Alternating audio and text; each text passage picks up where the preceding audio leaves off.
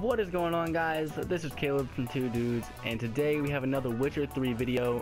And basically, I guess it's just gonna be a little tutorial on how to get a pretty badass Gwent deck. And I know it's kind of hard to get started, especially if you're playing opponents that are in higher areas than where you're supposed to be. But basically, I'm going to tell you guys how to get some decent Gwent cards. As you can see, I have a lot of special, I don't know what to call them, I'm just going to call them like master cards, I guess. I have a lot of master cards. They're all level 10, so don't get me wrong. Some of them have special abilities. I think I have like 5 total, yeah. So I have 5 of those total. But basically you get all of those from Gwent card quests. Now, I do know that you get a amount of Gwent cards from quests, but you have to actually get to the Bloody Baron. I'm not going to spoil anything for you, but once you finish his bullshit, he's going to basically suggest you play certain people in Gwent, and they're going to give you a couple of those pretty badass cards, and they all lead to more quests, and you can pretty much end up with a pretty sweet deck of Gwent cards. I know I think everybody does start out with a Northern Realms deck, and it might be pretty basic, and it might not be the best deck, but everyone does start out with one, and I suggest using that as soon as you can get enough cards to start a Nilfgaardian Empire deck. And it should be the next deck that you can actually use, considering who you're going to be playing. Right now I don't even have half the amount I need to have a monster deck. I do have enough for I have no idea how to pronounce that, but I do have enough for this kind of deck. And when I'm talking about different kinds of deck, I'm talking about the factions up at the top. There's the Northern Realms faction, and the Nilfgaardian Empire faction, the Monster faction, and the other faction. I don't know how to call that. But basically, a lot of cards are like multi-faction cards, I guess. So you can use them in any faction, but then each faction has a specific use of their cards. Like in this faction, all of these cards you can use, they all have certain special abilities to, I guess, multiply their cards in battle, so they can be pretty overpowered if you have a well put together deck, which I don't at the time. Northern Realms decks are pretty basic. I think I have a lot of siege cards in mine. Maybe not. It looks like I have a lot of just oh no, these are just close combat ones. Yeah, so I think I have a lot of siege cards, and I suggest using a lot of the specialty cards. Like the Commander's Horn is by far the best special card you can get for me at the moment that I know of. I suggest using at least one of each weather card depending on your opponent. You can predict what cards they're going to use once you're actually in a match with them, and it might take a couple of tries to learn their certain playstyle. So far, each person that I've played has had a pretty diverse playing style than anyone else, so that's something really cool. But I do not use the Northern Realms. I use the Nilfgaardian Empire deck because a lot of the cards are a lot more powerful. I have all these 10s. I have 2 10s that aren't even special cards, which is insane. I have that Spy. He's actually not a very good card despite his power, but it's not that good.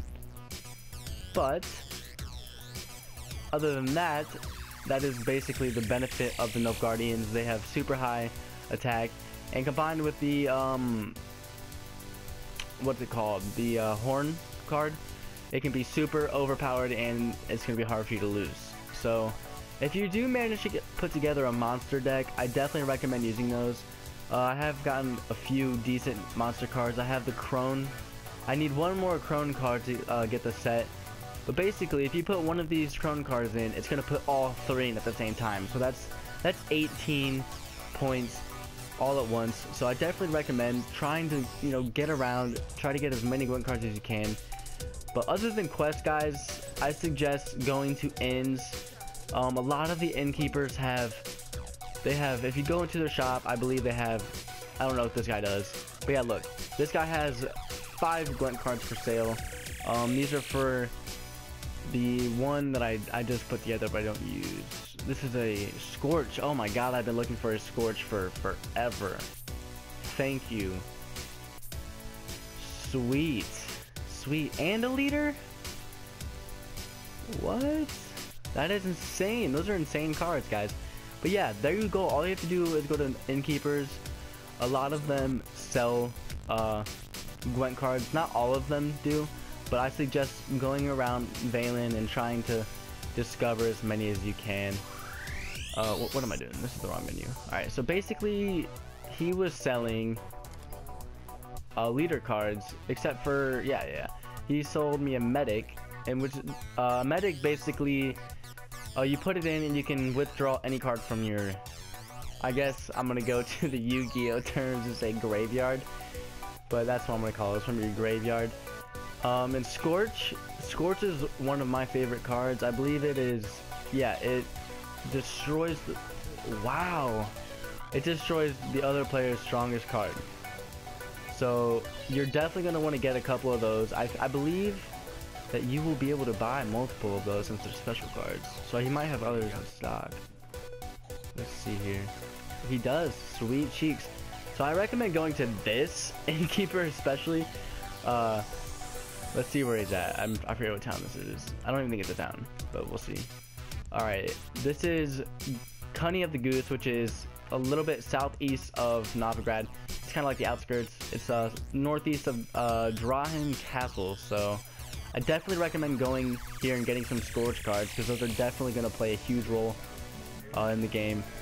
But basically, guys, whenever you see a merchant, then I recommend playing him in Gwent, because they will give you a card. That's what they'll do.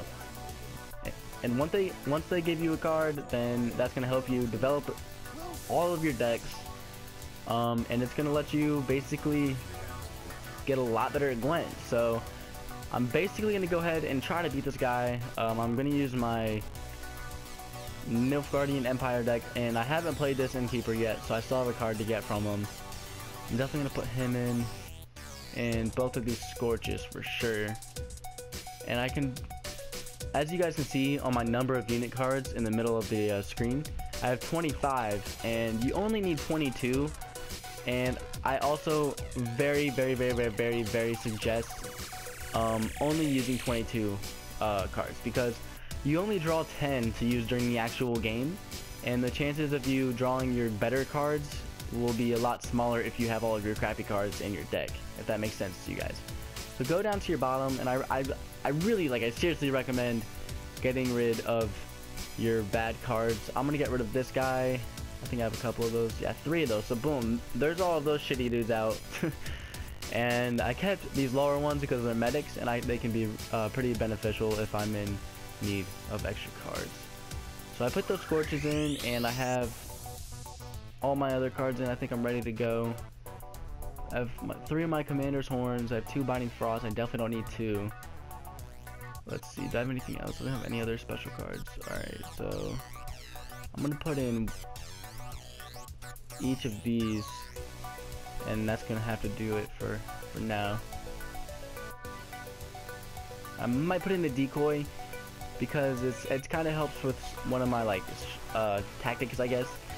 Alright, so let's go ahead and start. Let's see what I get here. Let's see what I get. Alright, so he's using the faction that I can't pronounce. Alright, so guys, when this comes up, I got so confused. For the first like forever that I played this game, I thought you're supposed to redraw your like highest cards, because that you would get them later in the game, but I was completely wrong on that. What this does is, this is your hand, this is what you're dealt, and you're allowed to redraw 2 of these cards. So I'm gonna go ahead and redraw this, and I'm gonna redraw it again because I don't need those cards right now. Alright, so this is good. What I'm gonna do is I'm gonna try to trick him by, I'm gonna give him one of my spies. It's gonna give him 9 points. But basically what this is gonna do, this is gonna give me 2 more cards, and it's also gonna keep him to keep using one of his cards. So he used a spy on me. But basically now what I'm gonna do is I'm going to try to trick him into thinking that I'm going to try to win this round, which I'm not gonna do. I'm definitely gonna forfeit this round. I'm just going to try to trick him. So I'm gonna put in my lowest card, and I'm gonna let him put in a, alright, he passed actually. He actually passed. Alright, so I'm gonna pull that card right back out. That's what the decoy was for. Can I take that? Oh no, I can't take that. So I'm gonna pull that card out. The decoy is useless, blah blah blah, but that pulls out the card so I can use it in future rounds. So I'm gonna go ahead and pass now. He won that round, fair and square. And I have to win the next two now. So let's see what we have. Alright. Alright, so he has a card that duplicates. So like he just got 2 more cards and that was 1 turn. But it actually did pull all 3 of those out of his hand. He just used them really fast, which really is not even bad. That's not bad at all. So I think I'm gonna go with a... Oh, let's see here. Let's see. Alright, yeah, we're gonna do close combat right now. We're gonna wait to use that 7 until he might use the commander's horn. Let's see if it pulls any more out of his... Ah, no, pulled it out of his deck. Okay. Let's see here. So he's had 2 turns and he has 6 cards out and I have 1. That's insane. But basically what I'm doing now is I'm waiting for a chance for him to double his cards using a commander's horn, and then I can use this card right here, the one with the 7, and that'll basically destroy all of them. So that I'm gonna keep that for later, and I'm going to continue putting close combat ones up there, see what happens. He passed, so I'm gonna go ahead and put yeah, I'm gonna put a horn or a 4 and a special.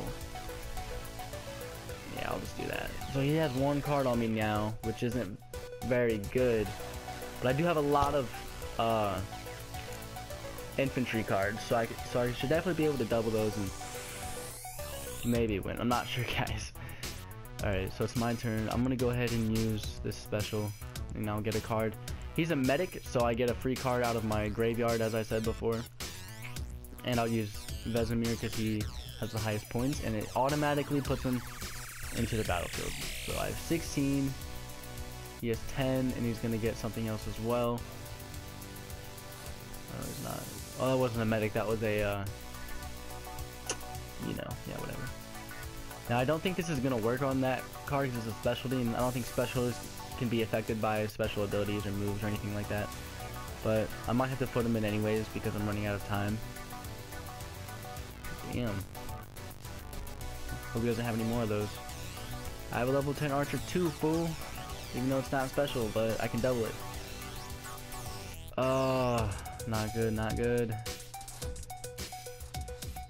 Alrighty. So I'm definitely going to be able to... I'll probably be able to win this round. If he puts... Yeah, that's... No, that's not going to help me. I don't know why that's not going to help me. We're going to go ahead and do this first. Right, so I have 36 on him. He has 3 cards left. I have 1. Scorch.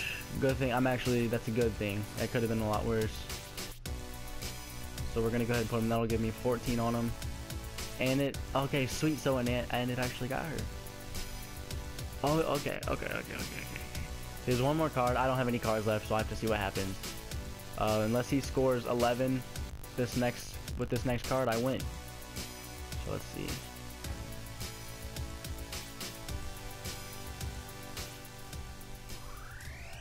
Alright, cool. So I won. I beat him. He should give me a card. I don't know if it's going to be that great. You usually get the special cards from quests. And I got a siege card. I got a rotten mangone, and that's it. So let's see what that actually is. Okay, see, it's level 3. It's not that great. I'm probably not even going to use it. But I basically just wanted to show you guys that is how you get Gwent cards. You have to go around and you have to keep playing against merchants, and I suggest talking to any merchant you possibly can. I'm not sure if there's any more around here. I'll actually probably play another one while I give you guys some more tips. There's another one around here. Yes, see, there's one down here, so I'll go talk to him and see if he's willing to play some Gwent. But basically, guys, there's a lot of different tactics that you guys will learn as you play the game, and it's just one of those things that you need to practice to get good at. And the more you play, the more you will know what to do with your cards and stuff like that. I suggest trying to get all the cards you can get. Let's see if this guy even has a Gwent. Alright, he might not. Yeah, he doesn't even have any Gwent stuff. So basically, guys, I'm gonna go ahead and end the video here. I hope you guys enjoyed it, and I hope you guys use the tips to benefit yourselves. And if you guys like the video, then be sure to hit the like button and subscribe for more future content, including lots of Gwent, because I love Gwent. It is my flaming passion. So I'll see you guys later, and I love you so much. Goodbye.